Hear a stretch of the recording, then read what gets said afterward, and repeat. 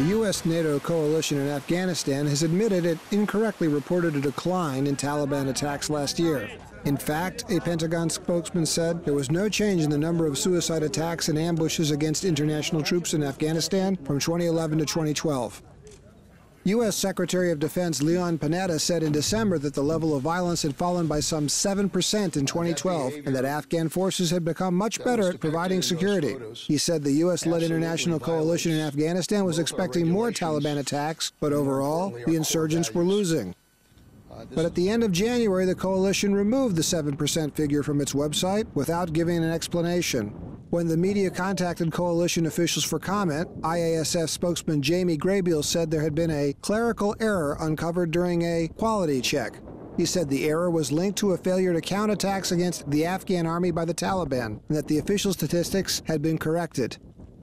A U.S.-led force surge alongside the Afghan National Army in 2010 pushed the Taliban out of strongholds in Helmand and Kandahar provinces. The Taliban have failed to recover control of the territories, and currently, the highest-profile Taliban operations are attacks against the Afghan army forces and raids against IASF installations. IASF officials said the planned handover of almost all military operations against the Taliban to the Afghan army is still on track and should take place by the end of 2014. The report that the Taliban attacks have, in fact, not lessened as a result of the 2010 surge came in the wake of a spike in raids against the ISF and Afghan army forces, including an attempted suicide bomber assault against the high-security diplomatic zone in Kabul.